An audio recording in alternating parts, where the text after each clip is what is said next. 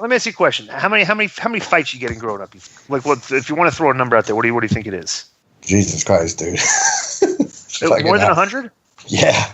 More than 200? I would hope not, but it's. I mean, when you're in school, like when you first started fighting, and it was like, geez, I'm getting I fight a lot. What period of time was that? But a lot of it too was just like some of those fights were super aggressive wrestling horseplay, where nobody was going to try to really hurt each other. You know what I mean? But they would be like two guys going at it. You know, and you like slam the guy, and that be it. You know how kids are. You know, so I mean, like you're fighting somebody and you don't want to crush his skull, but you want to win. Yeah, so it's like, okay, right, you would impose your will on the guy and like be the winner that way, right? Yeah. So I mean, if you're talking about life or death fights where I didn't know this guy, I don't know what the hell the outcome's going to be. I mean, easily 20, 30, maybe more. Did you ever? Have you been knocked out? No, I've never been knocked out. Have you been? Have you ever been shook and like just out of it and come back in a fight before? No, I had that happen in a wrestling match, but never in a fight. Oh, really? Well, you got knocked silly in a wrestling match? Yeah, I didn't even remember. I kind of came to in the back. I came to in the back, and the doctor had his hand on my chest. And I wasn't out. I was talking to him, but I don't know what the hell I was saying. And, the sensation was, and this is how people that have been knocked out described it, and I've been choked out. Like in doing jiu-jitsu, you get choked out. So same thing. You kind of think you're at home. The sensation is that you're at home chilling, and you wake up and your ass ain't at home. And so there's like this moment of crazy fear at first. Fear mixed with a lot of disorientation. And so anyway, this doctor's, like I'm laying, they got me on the, I guess I was walking around being all damn goofy. And so the trainer, Chris, and this is WWE, trainer Chris got me to sit down on the table. And the doctor's sitting there, or lay down on the table. He's got his hand on my chest, like one hand on my abdomen, one hand on my upper chest. And I came to, and like I said, I see this guy with his hands on me, and I don't know what's happening, but I know I want this guy to get his damn hands off me. So I grab his wrist, and I start to come up. And that's when I was like, what the fuck? And Chris, the trainer known throughout the world as Big Daddy Peaches, he's like, Hurricane, it's okay. And then immediately, like an alpha male jackass, I go, I didn't get knocked out, did I? That was my concern. I didn't get knocked out, did I? I got to keep that record intact. And he was like, no. He goes, he said, you got dropped on your head pretty good, though. And who was it against? Don't worry about it, man. It's gonna bring up bad stories. Oh, all right. Yeah. What I understand, like, what was the move that you had? Did you hit your head, the back of your head, or did you hit the front of your head? It was a power bomb into a. I was going to say that. A power bomb into a Frankensteiner, and because I'm tall, like I would need to go to the side, and the guy tried to whip me through his legs, and I told him, you can't bend over when I do a Frankensteiner hurricane runner because of my height. If you bend over too quick, I'll land on my head. Right. Ray, you could do it bending over, and he's going to swing right through you. Yeah, because you're like 6 feet tall, right? Yeah, especially with my wrestling boots on. Right. So got to be careful with that. So anyway, it just knocked me goofy. I finished the match, man. I did a flying dive over the top rope to the floor. Match went great. So I was in that, whatever that instinct mode, and everything went fine. And if you watch it back, you never know. But when I watched it back at TV the next week, because we would get to TV the next week and we watched TV from the week previous, like it was like watching somebody else and watching it for the first time. Shannon Moore came to in a damn Burger King one time. When we were at the power plant, somebody dropped him on his head. And, at lunch break, we went to Burger King up the street. And I think he drove, too, if I'm not mistaken. Right. And, we order our food and we go to sit down. And, it's just kind of quiet. But, we were both tired, so I didn't think much of it. And then he's just looking at me, and I'm like, man, what's wrong with you? He goes, where are we? And I thought, how goofy Shannon could be. He's a bit of a jokester himself. I was like, what the hell are you talking about? He goes, man, I don't know where I'm at. Because I think I've been knocked out. Oh shit!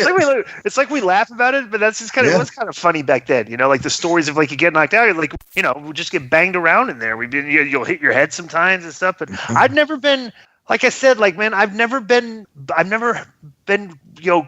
like had my bell rung like that before ever. It's kind of weird. I've had some stuff, but it's just like I've just never had my head hit like slam against something where it just never like. I looked around disoriented. I never had that feeling. The only time I remember that is when I was in elementary school, and I'll never forget. I was in the sandbox, and people were running around and playing, and I was on my hands and knees, and a kid ran by me and kneed me right in the head. Okay, and I just remembered pitch black for like multiple seconds, not 10, but more than 3, less than 10 seconds. Pitch black and just a ringing sound, and the ringing went on for like about a minute. And that I'm sure that's the first concussion that the concussion I ever had, but I was young and it's just, nothing happened. I didn't tell anybody and everything, but that's the worst thing that's ever happened in my head in my life, actually. I've lost time maybe 3 or 4 times where you like Shane said about Shannon and Burger King, where you kind of wake up and you're like, whoa, what happened? And I've literally lost like 1, 2, 3 days a few times, Really? Yeah. That's a bad one. Yeah.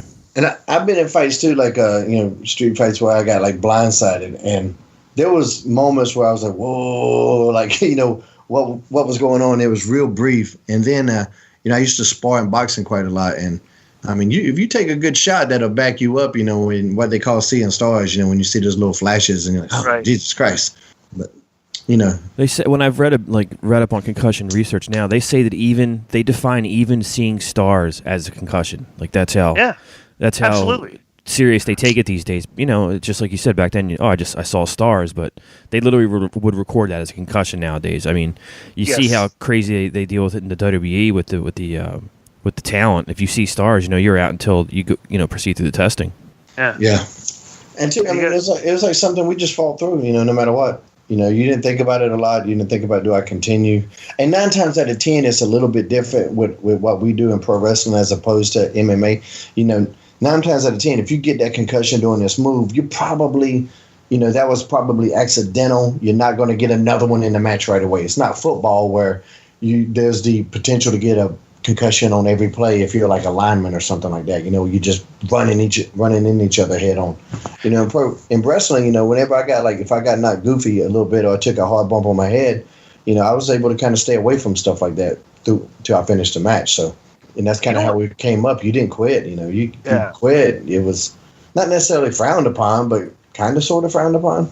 Well, here's the thing I disagree with is like, because of CT and everything, these people are saying like, there's no such thing as a mild concussion.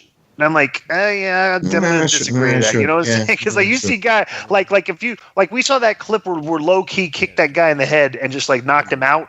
And then you have a situation where I got kicked in the head and I just had a black flash, real very brief, just like I got my bell rung. And there's no way that you can compare. There's no way you're going to compare those two. You to me, I've always my definition of this has always been like when I tell that story when I was wrestling Kenny King and did that side kick and he hit me in the forehead because I didn't put my head up. And I got a just a quick flash, a little bump in my head. Okay, no big deal. But I wouldn't hurt in my head. I didn't have a headache or nothing. I had no symptoms. And then when I got home, I couldn't remember the code to get in my house, but my security code, right? That was my symptom. Okay, for how long? Just like the one day, I just couldn't remember it. So I just relaxed. I did concussion prevention. I didn't exercise for a couple of days.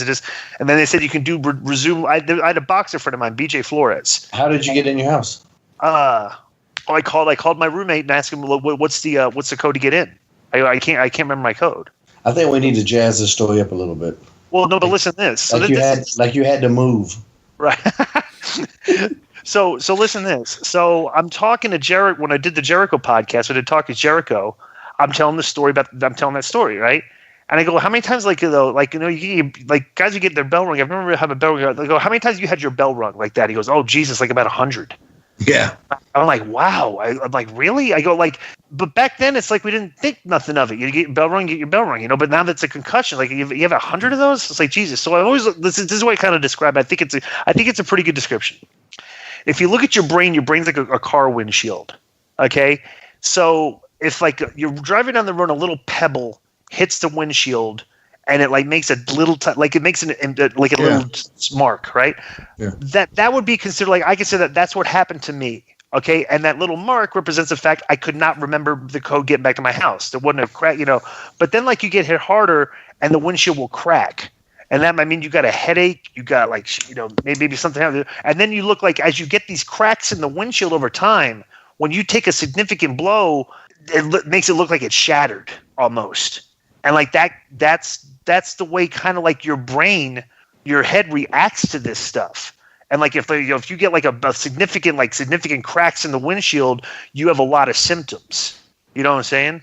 So I think that's like a kind of a way to look at it. Like people get like little nibbles and little dents in the windshield, little cracks and tiny little blemishes in the windshield every now and then. But like if you get a crack, like a significant one that looks like somebody threw a rock at it, like like it might break, that's a bad concussion.